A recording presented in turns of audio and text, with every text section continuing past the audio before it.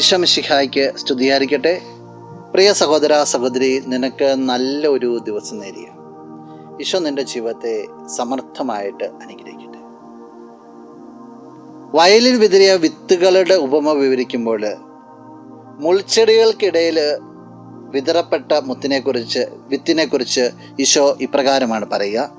വിശുദ്ധ മത്തായി അറിയിച്ച സുവിശേഷം 13-ാം അധ്യായം 22-ാം തിരുവചനം.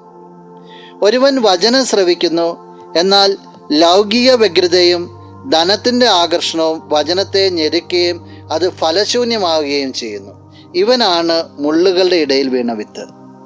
വചനം ശ്രവിക്കുന്ന സന്തോഷത്തോടുകൂടി ശ്രവിക്കുന്നു, ജീവിതത്തിലേക്ക് കൊണ്ടുവരുന്നു. പക്ഷെ ചുറ്റുപാടിൽ നിന്ന് പലതും അതിനെ മുറുക്കിയ ജീവിത വ്യഗ്രത, ലൗകിക താല്പര്യങ്ങൾ, ഇതൊക്കെ മുറുക്കി കഴിയുമ്പോൾ ഈ വിത്ത് ഞെരുങ്ങിപ്പോവാം, ഫലം ചൂടാനാവാത്ത അവസ്ഥ.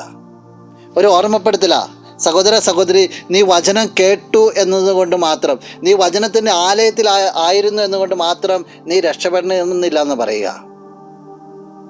നീ വചനത്തോട് താല്പര്യം കാണിക്കുമ്പോഴും ചുറ്റുപാടുകൾ നിന്നെ ഞെരിക്കാതിരിക്കാനായിട്ട് നീ ശ്രദ്ധിക്കണം.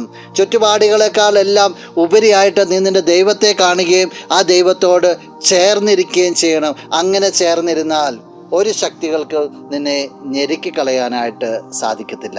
ചുറ്റുപാടുകൾ വചനത്തേക്കാൾ ഉപരിയായിട്ട് നിന്നെ ആകർഷിക്കാതിരിക്കട്ടെ. നമുക്ക് പ്രാർത്ഥിക്കാം. കണ്ണുകളടച്ച് കരങ്ങൾ കൂപ്പാം. നല്ലവനായ കർത്താവേ, നിന്നെ അങ്ങ് സ്തുതിക്കുന്നു, ആരാധിക്കുന്നു, മഹത്വപ്പെടുത്തുന്നു. നിന്റെ നിറ സാന്നിധ്യത്തെ നന്ദിയോടുകൂടി ഓർക്കുകയാണ്. ഈശോയെ, വചനം എപ്പോഴും 100 പേനെ ഫലം ചൂടുവാനായിട്ട് ഈ വ്യക്തിയെ നീ സഹായിക്കണമേ. യാതൊന്നും ഈ വ്യക്തിയുടെ ഉള്ളിലെ വചനത്തെ ഞെരുക്കി കളയാതിരിക്കട്ടെ. ഈ ദിവസത്തിനുവേണ്ട കൃപകളും നന്മകളെല്ലാം നൽകണം, ഇപ്പോഴും എപ്പോഴും എന്നേക്കും. ആമേൻ.